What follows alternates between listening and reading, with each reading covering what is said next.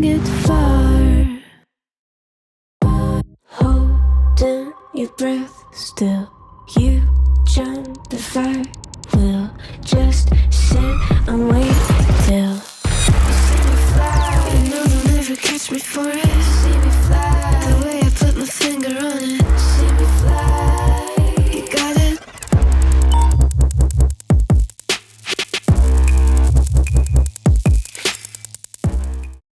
Halo guys, ketemu lagi bersama saya Theo yang kali ini bakal mereview sebuah game terbaru dari Bandai, yaitu dari seri Gundam ya lebih tepatnya, yaitu Gundam Breakers 4. Selama main aku sih merasa fun ya dengan fitur dan combat yang ditawarkan sama game ini.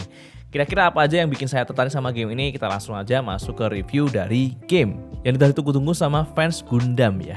Ya, kita langsung masuk aja ke reviewnya. Let's go guys. Yang pertama kita bahas dulu dari segi story atau premis ya. Jadi di sini tuh intinya di sini kan bakal berperan sebagai beta tester untuk sebuah alat simulasi terbaru yang diberi nama Gunpla Battle Blaze Beyond Border pada fase betanya. Nantinya kalian bakal bertemu dengan Tao dan Lin, seorang NPC yang akan membantu di fase-fase awal dan juga berbagai NPC lainnya hingga akhirnya memasuki battle turnamen yang mempertemukan kalian dengan pilot-pilot Gundam terbaik di seri ini. Cerita ini lebih berfungsi sebagai sarana untuk tingkatkan gameplaynya melalui ya ini ya pengenalan mekanik dan juga sistem co-opnya. Karena di sini kalian bakal lebih banyak melakukan grinding melalui misi yaitu baik solo maupun multiplayer ya, atau mengajar mode yang lebih kompetitif melawan pemain lain dalam mode PvP. Selanjutnya dari segi visual, kalau misalnya kalian melihat lebih jeli, terlihat adanya peningkatan kualitas grafis khususnya dari bagian lighting dan juga shadow yang bikin Gundam kalian tuh nggak terlihat bland dan terlihat lebih detail. Lalu Gundam Breakers 4 ini juga hadir dengan animasi yang lebih halus sehingga bisa dikatakan game ini tuh menghadirkan pengalaman combat yang lebih baik lagi. Peningkatan ini memastikan bahwa Gundam Breakers 4 membawa pendekatan yang lebih estetik dan tetap setia pada identitas visual seri game ini.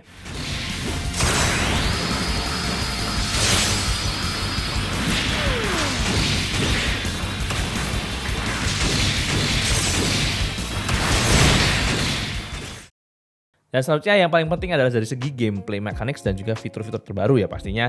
Seperti Gundam Breakers 3, mekanik gameplay di game ini masih membawa action yang mengkombinasikan aksi hack and slash dengan serangan melee, range, dan juga kemampuan khusus EX yang berbeda untuk setiap senjatanya.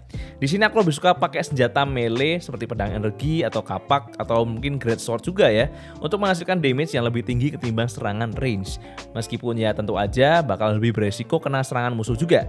Hal baru yang diterapkan dari game ini ialah sekarang kalian bisa nge-dual wield senjata melee dan range sekalian di satu tangan yang sama. Lalu kali ini tangan kanan tangan kiri pun sekarang beda, jadi makin banyak opsi senjata yang bisa kalian pakai juga.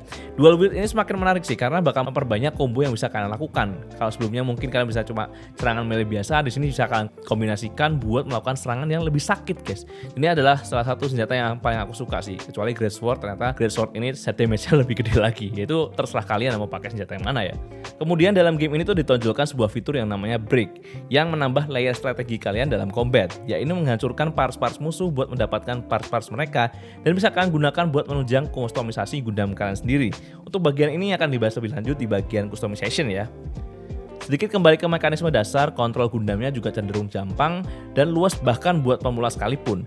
Jadi rasanya nggak akan ada masalah untuk bagian kontrol ini, baik untuk para pemula maupun pemain veteran yang telah menjadi fans dari game ini sejak lama.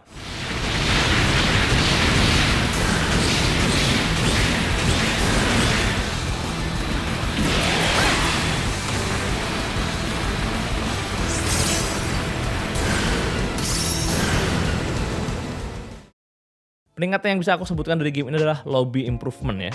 Berbeda dari sebelumnya yang hanya menampilkan pilot kalian saja, sekarang juga menampilkan custom Gundam yang kalian bikin. Jadi, kalian nggak bakal ngerasa sia-sia ngemodif Gundam kalian sedemikian rupa kalau ternyata di lobby nggak kelihatan sama orang-orang. Atau ya sebaliknya, bisa bikin kalian tertarik buat mengulik kustomisasi Gundam kalian karena melihat Gundam pemain lain yang benar-benar keren. Selain fitur break, fitur selanjutnya yang ditonjolkan adalah build, yang memungkinkan kalian mengkombinasikan parts-parts yang kalian dapatkan buat membangun Gundam impian kalian. Seenggaknya ada 250 base kits yang bisa kalian dapatkan dari game ini. Mulai yang dari paling familiar kayak Zaku dan juga RX-782 sampai Gundam Sasabi dengan warnanya yang merah menyala. Kustomisasi ini juga semakin di-enhance dengan adanya fitur mewarnai parts-parts Gundam kalian dengan lebih detail. Gak cuma sekedar warna, kalian juga bakal diberikan opsi weathering dan juga stiker yang bikin Gundam kalian makin keren. Jadi kalian bisa lebih eksploratif waktu mengkustomisasi Gundam kalian. Setelah mengkustomisasi Gundam kalian sedemikian rupa, kalian wajib coba mode diorama yang bisa dibilang sebagai photo mode yang di-enhance sekarang bisa kalian manfaatkan dengan menambahkan Gundam, berbagai objek lain, dan juga efek spesial. Ditambah beberapa pose buat merecreate suatu pertempuran tertentu atau original dari kalian sendiri. Buat penyuka Gunpla kayaknya bakal menghabiskan banyak waktu buat mencoba-coba fitur ini sih.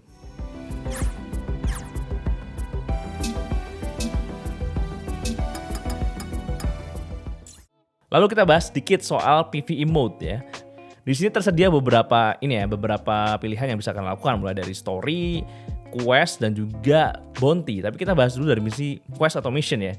Di sini tuh mission ini terbagi untuk semuanya, terbagi menjadi 3 difficulty, menawarkan tingkat kesulitan yang berbeda sekaligus bisa jadi tambahan replayability juga. Dalam sebuah stage biasanya terdapat 3 waves dengan beberapa jumlah musuh yang akan muncul secara bergantian, lalu diakhiri dengan boss fight di akhir stage. Menurut saya boss fight PvE ini lumayan asik karena nggak cuma menyerang secara membabi buta aja, tapi terkadang bakalan ada target-target khusus yang kudu kalian serang buat bikin robot itu stagger.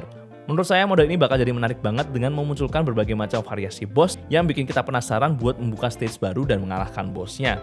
Selain tingkat difficulty di missions, ada juga bounty missions buat mengumpulkan GP. Secara keseluruhan misi ini cenderung lebih sulit dan kalian bisa memilih musuh kalian sendiri yang memiliki tingkat kesulitan yang ditentukan sama harga buronan mereka.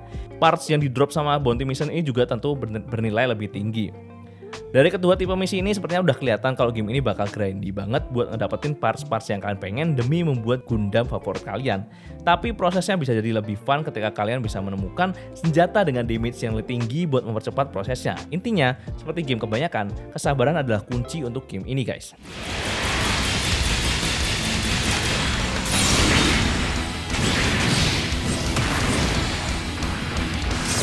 Mission success. Lalu ngebahas sedikit soal multiplayer, sepertinya game ini memang ditujukan supaya kalian itu main secara multiplayer sih.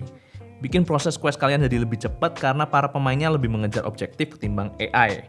Rasanya bakal seru aja gitu main bareng temen atau orang lain sekalipun karena nggak perlu komunikasi yang kompleks buat memainkan game ini.